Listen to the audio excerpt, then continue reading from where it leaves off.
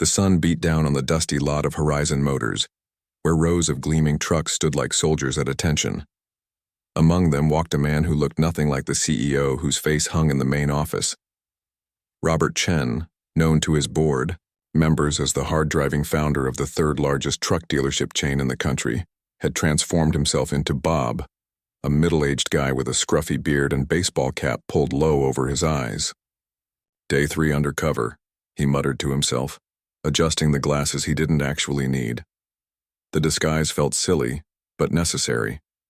After 20 years building Horizon Motors from a single lot to 63 dealerships nationwide, Robert had lost touch with the day-to-day reality of his business. When sales started slipping last quarter, the board suggested something drastic. "Your competitors are eating our lunch on customer satisfaction," his COO had told him bluntly. "We need to know why." So here he was posing as Bob Carpenter, a new hire shadowing employees to learn the ropes. Today's mission: become a customer at his own dealership and experience the sales process firsthand.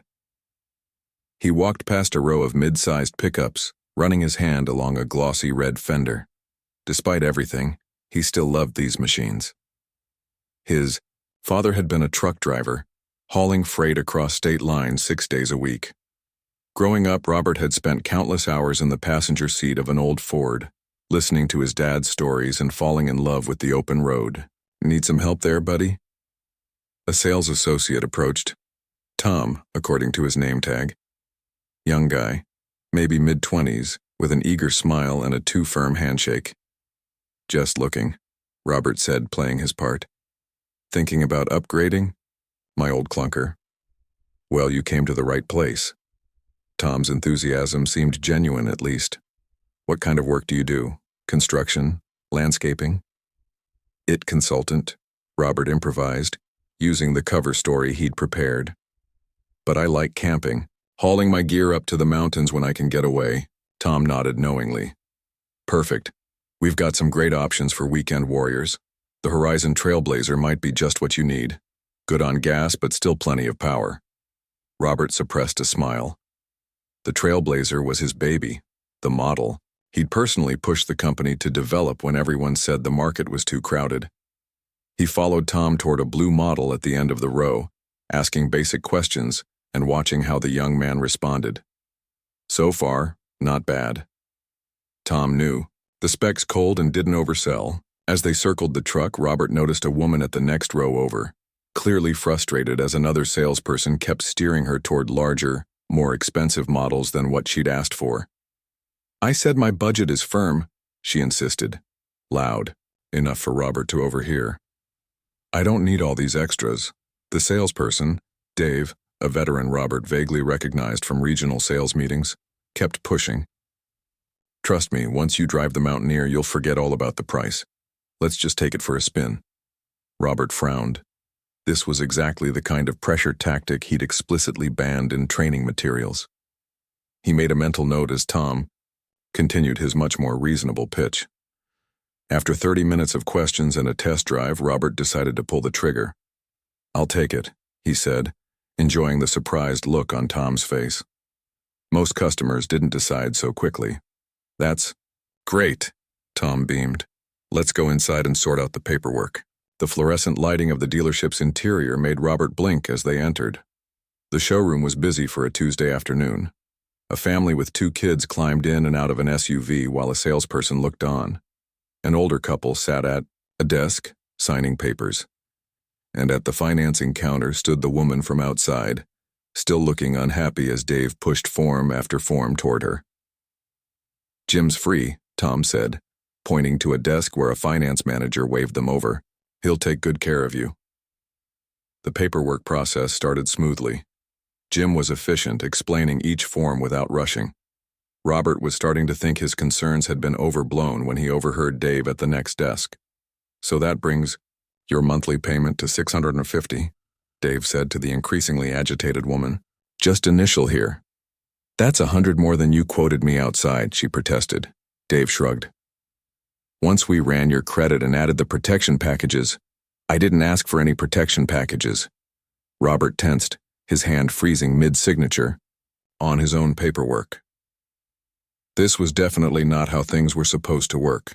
The company's policy was clear: transparent pricing, no hidden fees, no bait and switch. He'd written the policy himself.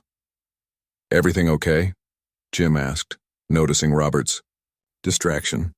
"Yeah, fine," Robert mumbled, forcing himself to focus on his own transaction while keeping one ear on the escalating situation nearby. As he signed the final papers and accepted the keys to his new truck, the woman's voice rose again. "I want to speak to a manager. This is ridiculous." Dave sighed dramatically. "Look, I'm trying to help you here. These protection packages save you money in the long run." Robert couldn't take it anymore. 20 years of business instincts kicked in. He turned toward the conflict, forgetting momentarily about his disguise. "Excuse me," he said, standing up. "Is there a problem here?" Both Dave and the customer looked over, surprised by the interruption. Dave's expression quickly shifted to annoyance. "Sir, I'm with a customer right now."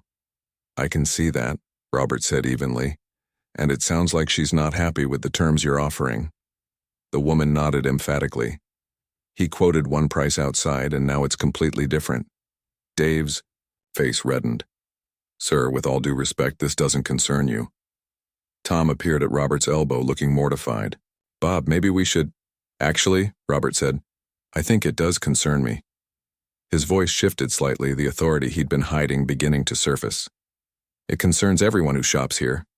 A tall man in a sharp suit emerged from a back office drawn by the commotion. The branch manager, Pete Walsh. Robert recognized him from quarterly reviews. Good sales numbers, but customer satisfaction metrics that had been slipping. "What's going on out here?" Pete asked, eyes darting between Dave, the upset customer, and Robert. Dave jumped in quickly. "This gentleman was just leaving with his new truck, and I'm finalizing Mrs. Kelly's paperwork." "No, you're not," Mrs. Kelly said firmly. "I'm not signing anything. This isn't what we agreed to." Pete forced a smile. "I'm sure there's just been a misunderstanding. Dave is one of our best salespeople." Robert took a deep breath. He had a choice to make. He could walk away with his truck and continue his undercover mission another day at another dealership, or he could blow his cover now. Behind Pete, he noticed a wall of photos, the company's annual charity drive, a staff picnic, and prominently displayed, a portrait of himself presenting the Dealer of the Year award to this very branch 3 years ago. His own face stared back at him from across the room. The woman gathered her purse, preparing to leave. "I'm taking my business elsewhere." "Wait," Robert said, removing his cap and fake glasses. "I think I can help sort this out." Pete's eyes widened as he looked between Robert and the photo on the wall. The resemblance now obvious. "Mr. Chen," he stammered, "Why are you?" The showroom fell silent as heads turned. Dave's face drained of color as recognition dawned. Tom looked like he might pass out. Robert smiled grimly. "Surprise inspection, you could say. And I'm not liking what I'm seeing." The next few hours would change everything at Horizon Motors. But first, Robert had a very unhappy customer to make things right with, and a very important lesson to teach his team. As the afternoon wore on and the truth of his identity spread through the dealership like wildfire, Robert realized this undercover journey was going to reveal far more than he had bargained for. The business he had built with pride had developed cracks in its foundation that only this ground-level view could have shown him, and he was just getting started. The conference room felt too small for the tension it contained. Robert sat at the head of the table, his disguise discarded, facing Pete and the senior staff of the dealership. Outside, business continued as usual, but in here, the air was thick with anxiety. "Let me be clear," Robert said, breaking the uncomfortable silence. "I'm not here to fire anyone. I'm here to understand what's happening in my company." Pete shifted in his seat. "Mr. Chen, I can explain." "I've seen enough that needs explaining," Robert cut in. "Dave's tactics with that customer, that's not how we do business at Horizon. Or at least it's not how we're supposed to do business." The room fell silent again. Through the glass walls, Robert could see the showroom floor where Tom was helping another customer, unaware of the storm brewing in the conference room. "I want to hear from each of you. Robert continued. Not excuses. I want the truth about what's happening here. One by one, the staff opened up. The pressure to hit increasingly aggressive sales targets. The bonus structure that rewarded upsells more than customer satisfaction. The gradual shift from the customer-first approach Robert had built the company on to a numbers-driven machine. The quarterly goals keep climbing, Pete admitted finally. We've been told to hit them or else. So we adapt. Who told you or else? Robert asked, though he already suspected the answer. Regional management. They say it comes from corporate, from... Pete hesitated. From me, Robert finished for him. The weight of responsibility settled on his shoulders. He'd been so focused on growth, on expanding the business, that he'd lost sight of how that pressure translated at the dealership level. After the meeting, Robert wandered back onto the sales floor.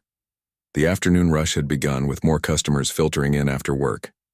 He noticed Tom across the room, still unaware of his boss's true identity, earnestly showing a young couple the safety features of a family SUV.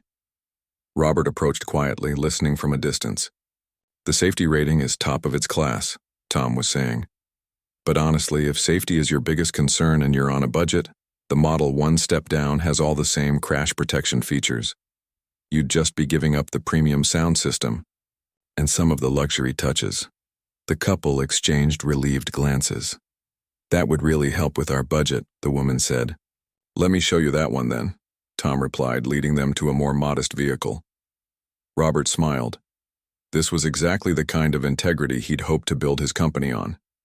He followed at a distance, watching as Tom walked the couple through features, answering questions honestly, never pushing for the more expensive option.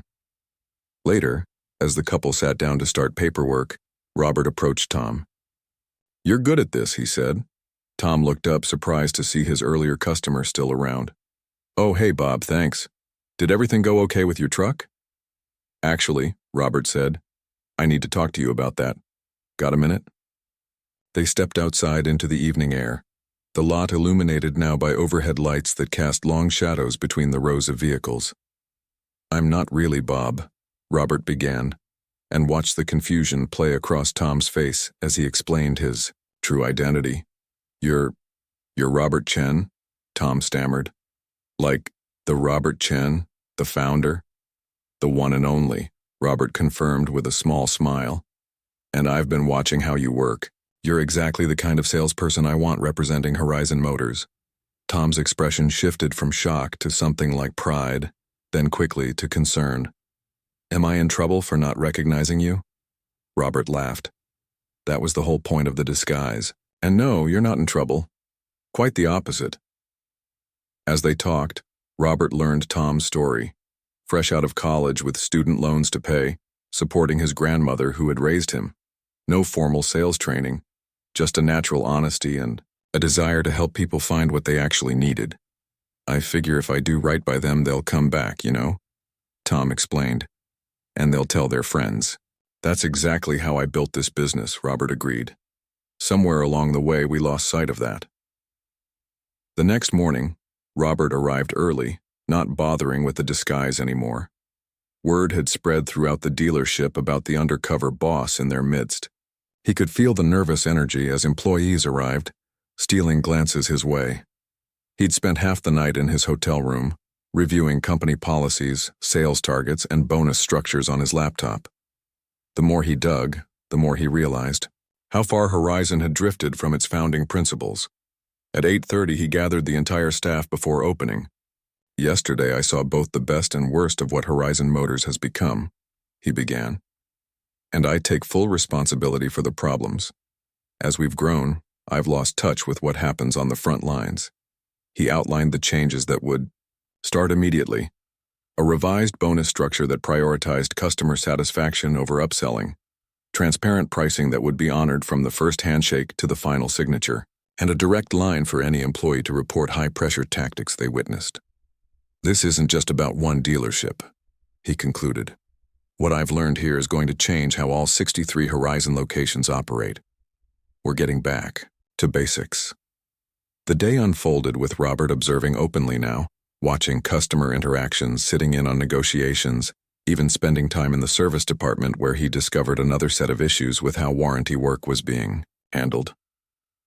By late afternoon, he found himself in the back lot with Luis, a mechanic who'd been with the company for 15 years. Luis showed him how they'd been instructed to prioritize quick, profitable services over warranty repairs, leaving customers waiting days for work that should have been handled immediately. "I don't like it," Luis confessed. "These people bought our trucks with a promise, you know? But the service manager says warranty work pays the shop less, so it waits." Robert made more notes. The problem went deeper than he'd realized. It wasn't just sales practices that had shifted, but the entire customer experience. As closing time approached, Robert noticed Dave hovering uncertainly near his office. The salesman who'd tried to pressure Mrs. Kelly the day before had been notably absent from the floor today. "Got a minute?" Robert asked, gesturing Dave inside. The conversation wasn't easy. Dave had been with Horizon for 8 years and had consistently ranked among the top producers in the company.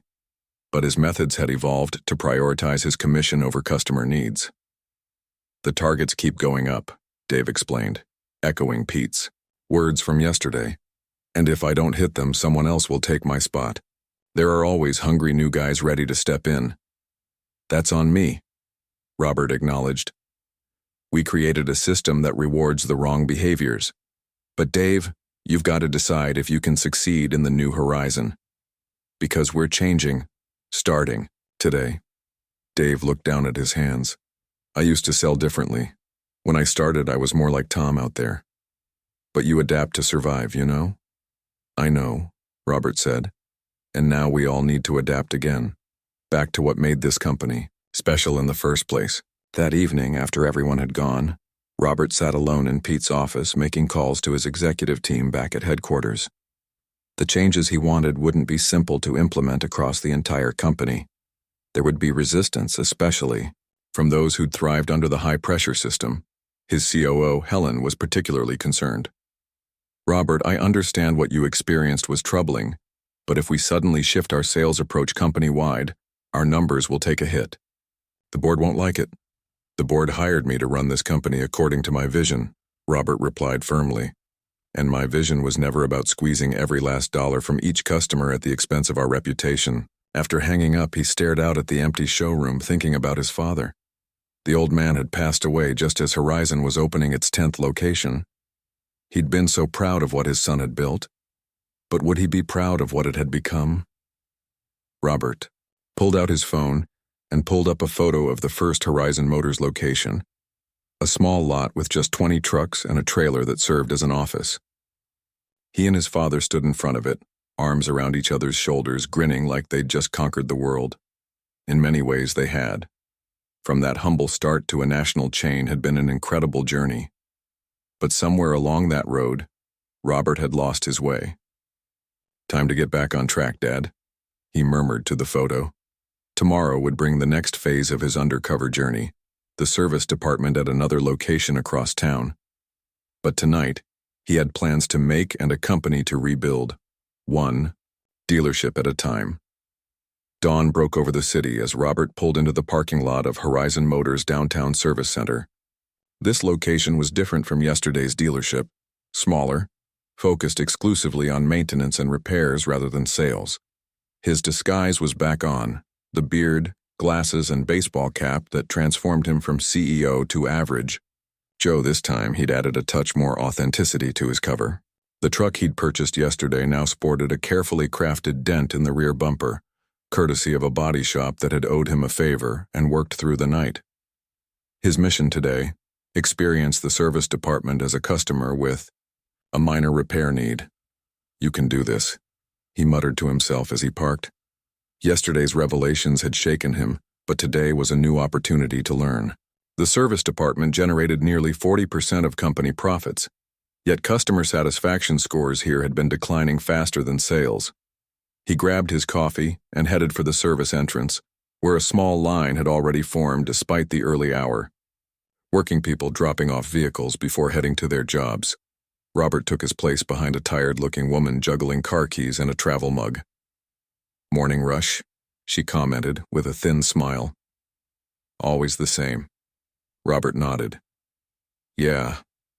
First time here, though. How's the service? She shrugged. Depends who you get. That guy Andy is good. Actually listens. Some of the others just want to sell you stuff you don't need. Robert made a mental note as the line inched forward. The waiting area was clean but dated, the same furniture and paint job it had received during a company-wide refresh 8 years ago. A wall-mounted TV played a muted morning show while coffee brewed in a corner machine, filling the air with its aroma. When Robert's turn came, he approached the service desk where a harried-looking advisor typed rapidly without looking up. Name?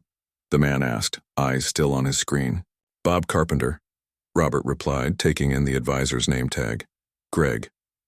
What can we do for you today, Mr. Carpenter? Still no eye contact.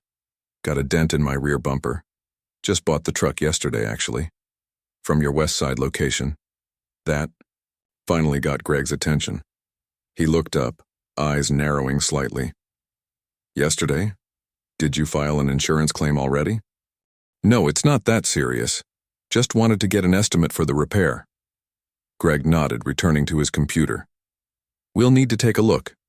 Keys? Robert handed them over, watching as Greg called over a young technician. Mike, take this out. Back for a damage assessment. Mr. Carpenter, if you want to wait in the lounge, it'll be about 20 minutes. Robert settled into the waiting area, observing the other customers. A businessman checked his watch repeatedly, sighing loudly. An elderly couple whispered to each other, worry etched on their faces. A young mother tried to keep her toddler entertained with a tablet. None of them looked happy to be there. After 30 minutes, not 20, Mike returned with a clipboard and conferred with Greg at the desk. Greg nodded several times, made some notes, and then called out, Carpenter? Robert approached the counter. So we've assessed the damage, Greg began, all business. The bumper will need to be replaced entirely. There's also some damage to the taillight assembly and a small dent in the quarter panel. Robert frowned. That sounds like more than what I saw. Greg turned his monitor, showing Robert a close-up photo of the dent. See how it's affected the attachment points? You can't just pop this out. And there's a hairline crack in the taillight that isn't visible to the naked eye but would let water in eventually. The explanation sounded plausible, but Robert knew it wasn't accurate. The damage had been precisely created to be repairable without replacement. He decided to push back a little. What's the estimate for all that? Greg's fingers flew over the keyboard. Parts and labor. $2,875. Robert couldn't hide his surprise. Nearly $3,000 for a bumper dent? OEM parts aren't cheap, Mr. Carpenter, and there's about 8 hours of labor. Robert knew for a fact that the repair should cost less than $500 and take maybe 2 hours. This was exactly the kind of unnecessary upselling he'd feared was happening. Let me think about it, he said. Can I get that estimate in writing? Greg printed out the form with obvious reluctance. Just so you know, we're booked out 3 weeks already. If you decide to go ahead, it'll be a while before we can get you in. As Robert took the estimate, he noticed another service advisor working with the elderly couple he'd seen earlier. The advisor, Andy, according to his name tag, was showing them something on his tablet, speaking gently and pointing to what looked like repair photos. Honestly, Mrs. Wu, it's just the belt that's worn. We don't need to replace the entire system like some places might tell you. $400, and you'll be good to go for another 50,000 miles. The relief on the couple's faces was evident. The husband patted Andy's arm gratefully. The contrast between the two advisors couldn't have been more stark. Robert lingered, pretending to read his estimate while watching other interactions around the service department. Some advisors, like Greg, seemed to push for the most expensive option every time. Others, like Andy, appeared to genuinely look for the most appropriate solution for each customer. During a lull, Robert approached Andy directly. Hey, I couldn't help overhearing your advice to that couple. That was really decent of you. Andy looked surprised. Just doing my job the right way, man. Cars are expensive enough without us adding unnecessary repairs. He lowered his voice. Between us, always get a second opinion if someone tells you something needs complete replacement. especially on a newer vehicle. Good to know, Robert said. You been with Horizon long? 6 years. Started as a tech, moved up to advisor last year. Andy smiled. I like helping people understand their vehicles better. Most places count on customer ignorance to make money. I figure if I educate them, they'll trust us more and keep coming back. Robert nodded. That makes sense. Hey, you mind taking a look at this estimate I just got? Seems high to me. Andy glanced over the printout, eyebrows rising. For this little dent? Yeah, that's way overpriced. Greg's trying to make his numbers. End of the month, you know how it is. I'm starting to, Robert said. So what would you recommend? Andy looked around cautiously, then spoke quietly. Honestly? Take it to Any Day Auto Body on Lincoln Street. They'll fix that for 1/3 of this price. Just don't tell anyone I sent you. He grinned. I could get in trouble for turning away. Business. Robert thanked him and returned to the waiting area, processing what he'd learned. The problem wasn't the company policies. Horizon officially encouraged advisors to recommend only necessary repairs. The issue was in the incentive structure and the metrics used to evaluate performance. Service advisors like Greg were rewarded for total revenue generated, not customer retention or satisfaction. After an hour of observation, Robert decided he'd seen enough.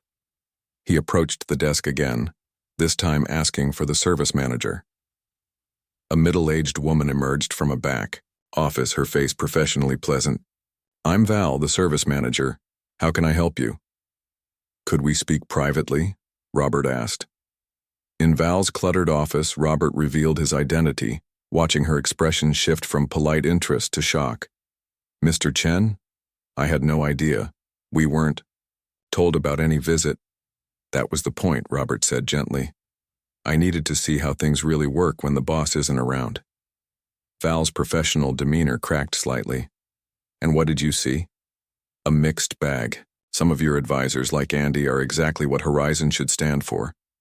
Others seem more focused on maximizing the repair bill than solving customer problems. Val sighed, her shoulders sagging. It's the metrics, Mr. Chen. We're evaluated. On average repair order value. The regional director made it clear if we don't hit targets, heads will roll. Another echo of what he'd heard at the dealership. Robert was seeing a pattern, and it pointed straight back to corporate policies he'd either approved or overlooked. I'd like to see your customer retention data, he said. Do clients who work with advisors like Greg come back as often as those who work with Andy? Val pulled up the numbers on her computer. The data told a clear story. Customers who received honest, minimal repairs returned more frequently and spent more overtime than those who got hit with big, unnecessary repair bills. The long-term value is clearly better with the honest approach, Robert observed, but your bonus structure rewards the short-term revenue. Val nodded tiredly. I've tried to explain this to regional. They don't want to hear it. Well, I want to hear it, Robert said firmly. And I want to hear more. Can you gather your team? Not just the advisors, but the technicians too. The meeting revealed frustrations running deep throughout the service department. Technicians talked about being pressured to flag more hours than jobs actually took. Advisors described the impossible balance between satisfying customers and meeting revenue targets. The parts manager explained how they were encouraged to use OEM parts when aftermarket would work just as well at half the cost. Through it all, Robert listened, taking notes, occasionally asking questions. The problems were systemic, woven into the fabric of how Horizon now operated. Changing course wouldn't be simple. As the meeting wound down, he addressed the group. I built this company to be different from the stereotype of shady auto shops and dishonest dealerships. Somewhere along the way we lost that vision, but starting today we're finding it again. He outlined immediate changes to their metrics and incentives. Customer retention and satisfaction would now weigh more heavily than revenue. Long-term value would matter more than the size of each transaction. There will be resistance from some quarters, he acknowledged. Change is hard, especially when the old way was profitable. But I'm asking you to trust that doing right by our customers is also the right business decision. As the team dispersed, energized by the promise of change, Andy approached Robert cautiously. Mr. Chen, I just wanted to say, I almost quit last month. Couldn't square what we were being asked to do with my conscience, you know? But now, well, I think I'll stick around. Robert smiled, extending his hand. I'm glad to hear it, Andy. We need more people like you. Later, as the sun set and the service center closed for the day, Robert sat in Val's office making calls to implement the changes he'd promised. His phone buzzed with messages from the executive team back at headquarters. Concern, resistance, questions about the financial impact of what he was proposing. He silenced the phone. Tomorrow would be time enough to deal with corporate politics. Tonight, he needed to prepare for his next undercover assignment, the customer service call center, where complaints from all 63 dealerships funneled in. If the front line, operations had drifted this far from his vision, he could only imagine what awaited him there. As he drove away in his dented truck, Robert felt both troubled and hopeful. The problems ran deeper than he'd anticipated, but the solutions were clearer now too. And most importantly, there were still people like Tom and Andy throughout the company, people who embodied the values Horizon was built on, even when the system pushed against them. With their help, he could steer the company back to its roots, back to what his father would have been proud of. The call center occupied the entire third floor of Horizon's corporate headquarters, though you'd never know it from the street. Robert had always prided himself on keeping overhead low. No fancy offices, no excessive corporate luxuries. But as he stepped off the elevator, he wondered if he'd taken that philosophy too far. The space was cramped with dozens of cubicles packed tightly together. The lighting was harsh fluorescent, the carpet worn thin in the high traffic areas. Every workstation was occupied by a representative wearing a headset, their voices creating a constant hum of customer interactions. You must be Bob, a voice said behind him. The new hire. Robert turned to find a middle-aged woman with tired eyes and a forced smile. Her badge identified her as Diane, call center manager. That's me, he confirmed, deepening his voice slightly and hunching his shoulders in the posture he'd adopted for his undercover persona. Reporting for training. Diane nodded briskly. Follow me. We're short-staffed as usual, so we'll get you on calls by the end of the day if you're a quick learner. As they walked through the maze of cubicles, Robert noticed the representatives' expressions, strained smiles that didn't reach their eyes, slumped shoulders, the occasional eye roll when a customer couldn't see. These weren't people who loved their jobs. Turnover's been high, Diane explained as if reading his thoughts.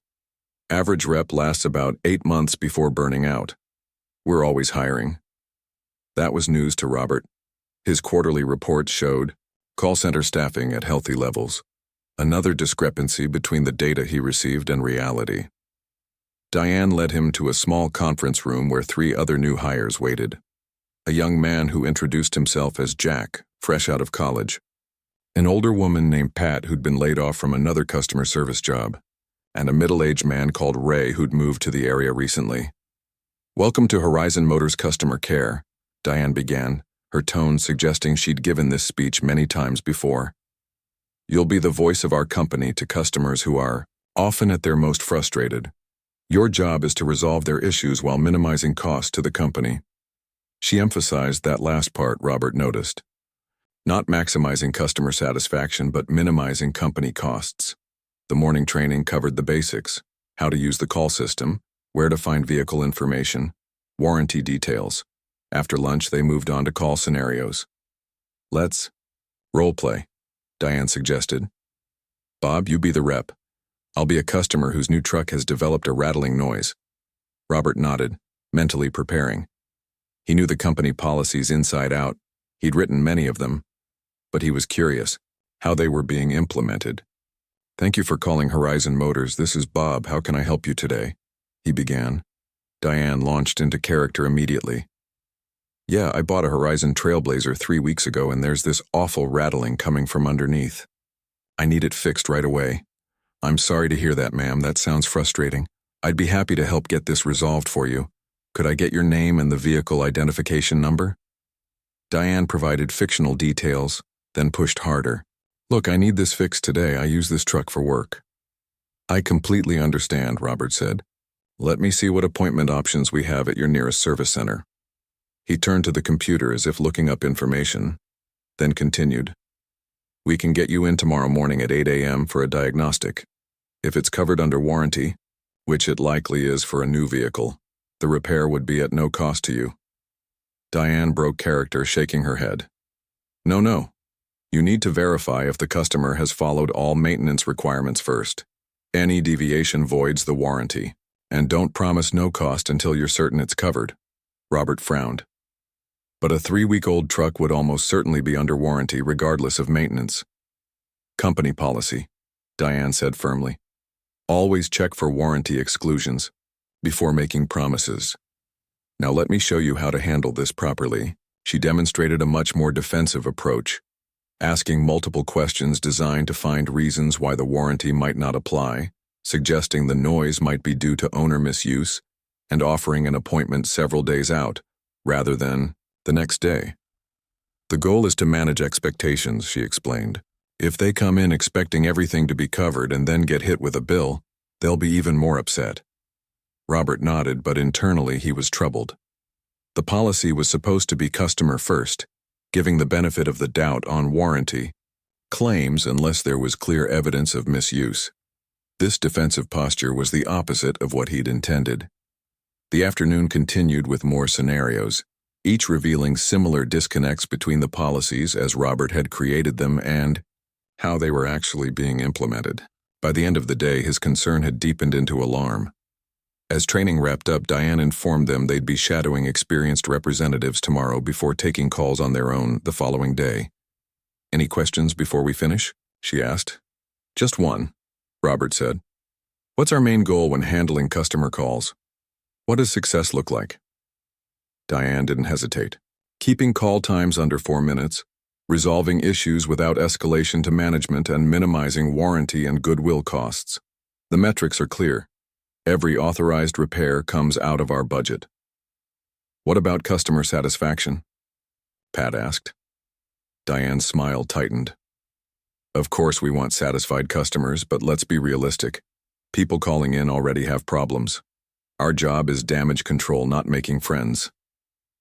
After the other trainees left, Robert lingered, watching. The evening shift representatives handle calls. He sat at an empty desk near the back, observing and listening to the conversations around him. Most followed Diane's defensive model, looking for ways to avoid costly repairs or services. A few representatives, however, took a different approach. One woman in particular caught his attention. Her nameplate read Nina. Her calls consistently ran longer than the 4-minute target, but the customer sounded notably calmer by the end of her conversations than they had at the beginning. I understand why you're frustrated, and you have every right to be, she told one caller. Let me see what I can do to make this right for you. Rather than looking for exclusions, she searched for solutions. When warranty coverage was unclear, she advocated for the customer. When a repair would take longer than expected, she arranged for a loaner vehicle. After her shift ended, Robert approached her as she gathered her things to leave. I couldn't help overhearing your calls, he said. You handle customers differently than what we were taught in training today. Nina glanced around before responding quietly. The training will show you how to keep your job. What I do is how you should actually help customers. She smiled sadly. My numbers aren't great, but I sleep well at night. Don't your managers give you a hard time about the metrics? She shrugged. All the time. I've been written up twice for call length, but my customer satisfaction scores are the highest in the center, so they can't quite bring themselves to fire me. She tilted her head, studying him. You're new, right? My advice? Find a balance you can live with. Push too hard against the system and you won't last long. As Nina left, Robert remained in the empty cubicle, troubled by everything he'd witnessed. The call center was the last line of defense for customer relationships, the place where problems could either be resolved or made worse. And from what he'd seen, they were making things worse more often than not. The next morning, Robert arrived, early, finding Diane already at her desk reviewing reports. Bob, she greeted him, surprised. You're eager. The others won't be here for another hour. Actually, Robert said, removing his glasses and fake beard, I need to speak with you in private. Her confusion turned to shock as recognition dawned. Mr. Chen, I don't understand. In her office, Robert explained his undercover mission. Diane sat rigid, her professional demeanor cracking as she realized her boss had witnessed her training approach firsthand. I was only following directives, she said defensively. Regional management sets our metrics. They're clear about priorities, control costs, minimize repair authorizations, keep calls short. Those were never meant to be the primary metrics, Robert said. Customer satisfaction should drive everything else. Diane laughed, a sharp, bitter sound. With respect, Mr. Chen, when was the last time you actually looked at how our performance is evaluated? My bonus, my ability to keep this job, depends entirely on hitting cost control targets. Customer satisfaction is a footnote. She pulled up reports on her computer, showing Robert the evaluation criteria for the call center.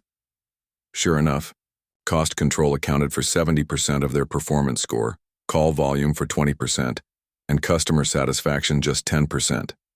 This came from corporate, she insisted. Your office.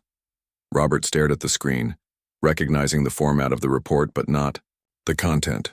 Somewhere between his original vision and its implementation, the priorities had been completely inverted. I need to see everything, he said. All your directives, metrics, training materials. And I want to speak with your team. The real experiences, not the polished version you'd give a visiting executive. The day that followed was eye-opening. Robert met with representatives in small groups, listening to their frustrations and challenges. Many had started with genuine enthusiasm for helping customers but had been beaten down by impossible metrics and contradictory demands. We're told to make customers happy but not authorize the repairs that would actually fix their problems, one rep explained. It's impossible. If we spend too long on a call actually solving an issue, we get written up, another added. But if we rush the customer off the phone without resolving their problem, they call back angry and leave bad reviews. Nina, the representative who'd caught his attention the previous day, spoke candidly when her turn came. The system is broken, she said simply. We're punished for doing the right thing and rewarded for cutting corners. Most of us started here because we wanted to help people, but the metrics make that nearly impossible. By late afternoon, Robert had heard enough. He called an all-hands meeting for the call center staff, revealing his identity to those who hadn't yet heard. I built Horizon Motors on a simple principle, he told the assembled team. Take care of the customer, and the business will take care of itself. Somewhere along the way, that got turned upside down, and that ends today. He announced immediate changes to their metrics. Customer satisfaction would now account for 60% of performance evaluation, with first call resolution at 30% and cost control at just 10%. There will be no more 4-minute call targets, he continued. Take the time you need to solve the problem properly the first time. If a vehicle is under warranty and there's no clear evidence of misuse, the repair is covered. Period. No more looking for technicalities to avoid helping our customers. The relief in the room was palpable. Years of tension seemed to lift as representatives realized they would finally be allowed, encouraged even, to do what most of them had wanted to do all along. Help customers. After the meeting, Robert sought out Nina. Your approach yesterday, and that's exactly what Horizon should stand for. Would you be willing to help reshape our training program? We need to rebuild it around actually solving customer problems. Her surprise gave way to a genuine smile. I'd love to, Mr. Chen. I've had ideas about this for years, but nobody wanted to hear them. Well, I want to hear them now, he assured her. All of them.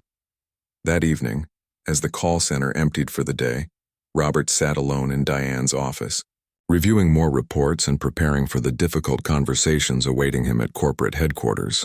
The problems he'd uncovered during his undercover journey were systemic, reaching all the way to his executive team.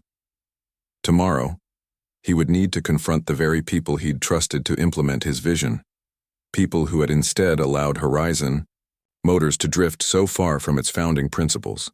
It wouldn't be easy, but it was necessary. His phone buzzed with a text from his COO, Helen. Board meeting moved up. They want updates on your field research tomorrow at 9 a.m. Be prepared. For resistance, Robert smiled grimly. They had no idea what was coming. The boardroom fell silent as Robert finished presenting his findings. The polished mahogany table reflected the concerned faces of Horizon's executive team and board members. For the past hour, he had walked them through everything he'd discovered during his undercover journey. The high-pressure sales tactics, the unnecessary repairs, the defensive customer service approach. So that's where we stand, he concluded. The company we've built is not the company I thought we were running. Helen, his COO, was the first to respond. Robert, while I appreciate your passion, we need to be practical. The changes you're proposing would significantly impact our quarterly numbers. The shareholders invested in my vision for this company, Robert cut in. A vision that's been compromised. Bradley Wright, the chief financial officer, cleared his throat.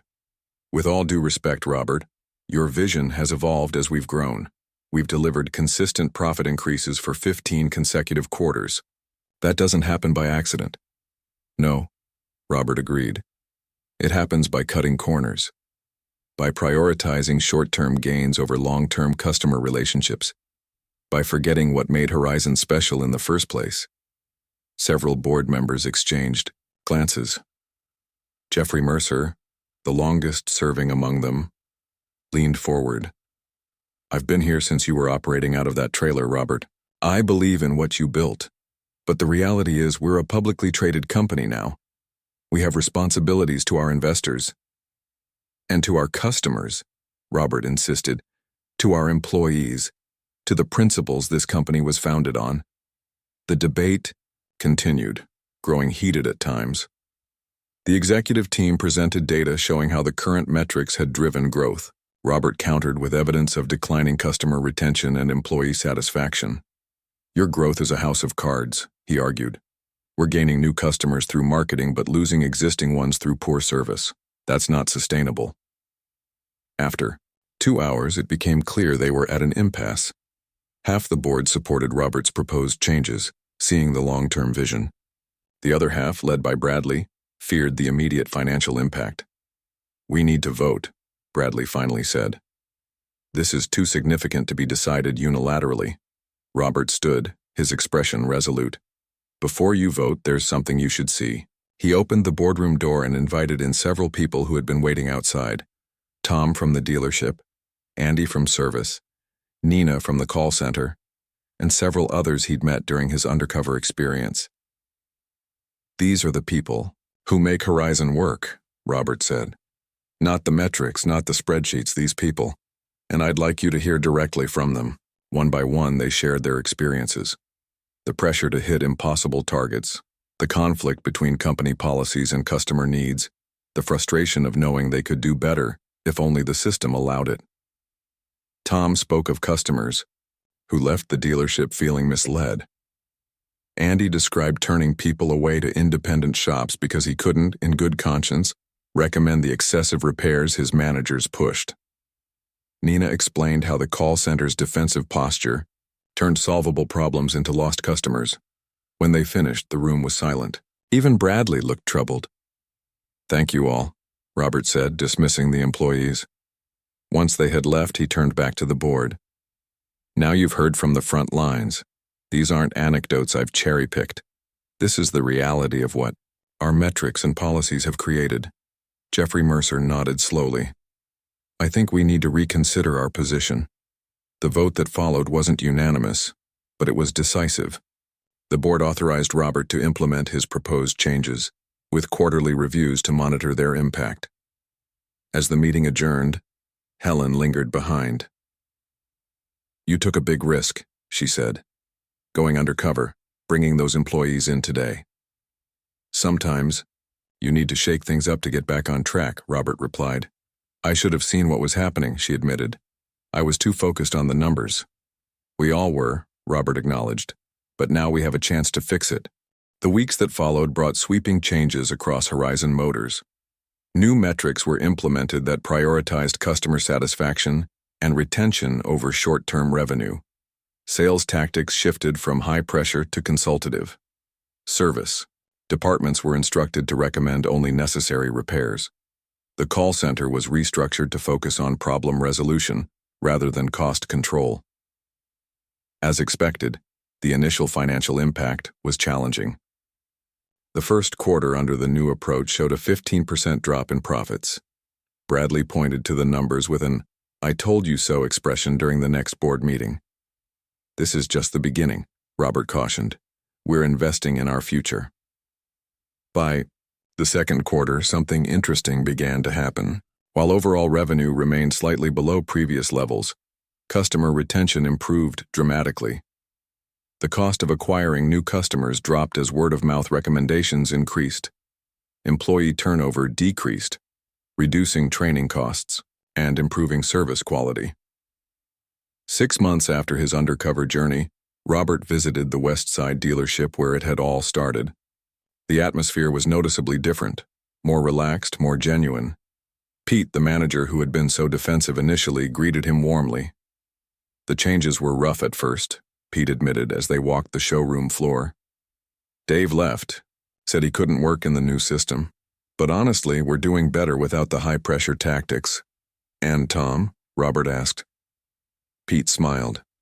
"Just promoted him to floor manager. Kid has a natural talent for helping people find exactly what they need."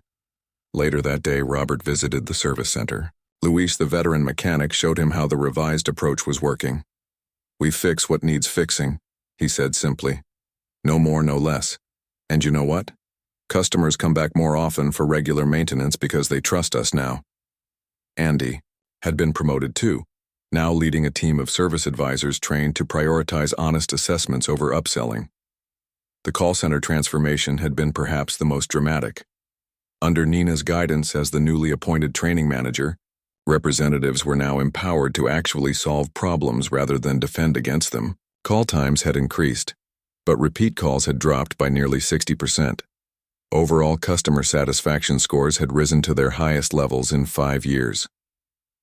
1 year after his undercover experience, Robert stood before the company's annual leadership conference.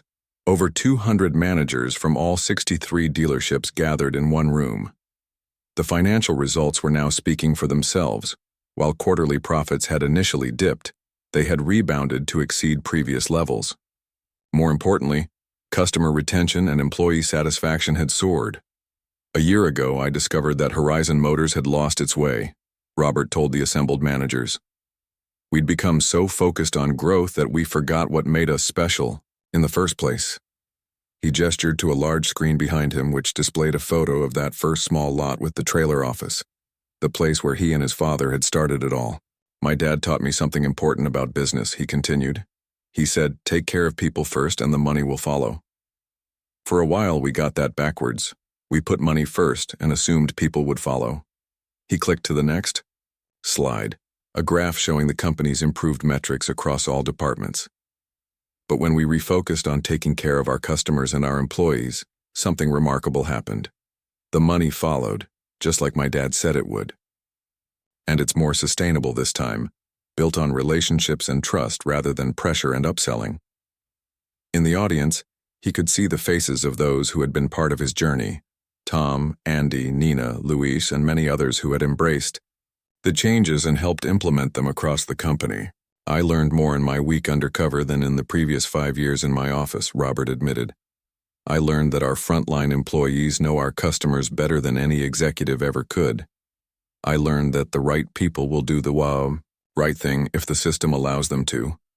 And I learned that sometimes a leader needs to remember why they started in the first place." After the conference, Robert visited one more location, a small cemetery on the outskirts of town. He placed a hand on his father's headstone, the polished granite warm in the afternoon sun. "We got back on track, Dad," he said quietly. "It took a while, but we remembered what matters." As he walked back to his car, the same truck he'd purchased during his undercover mission, dent long since repaired, his phone buzzed with a text from Tom. "Customer satisfaction numbers just hit an all-time high this month. Your dad would be proud."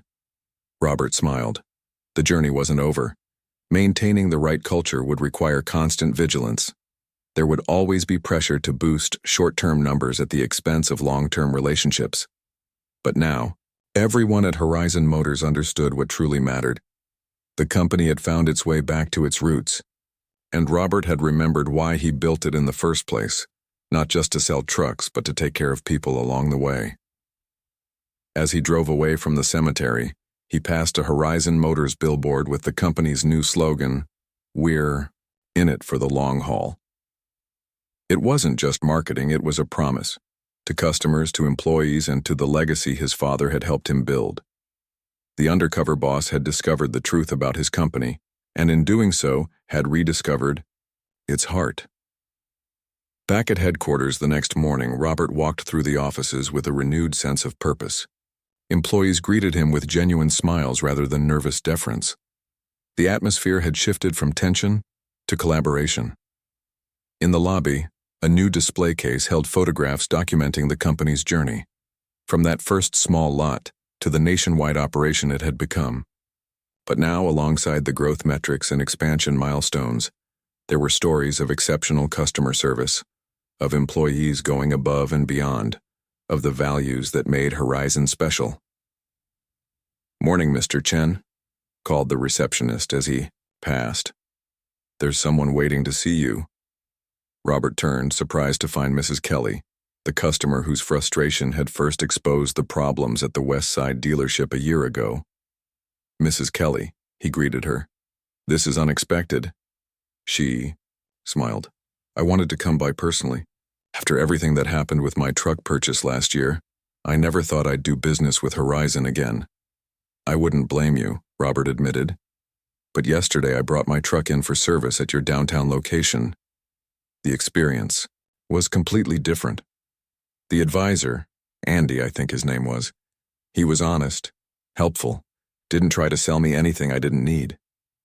She shook her head in amazement. "I hardly recognized it as the same company." "We've been working hard to change," Robert said. "Well, it's working.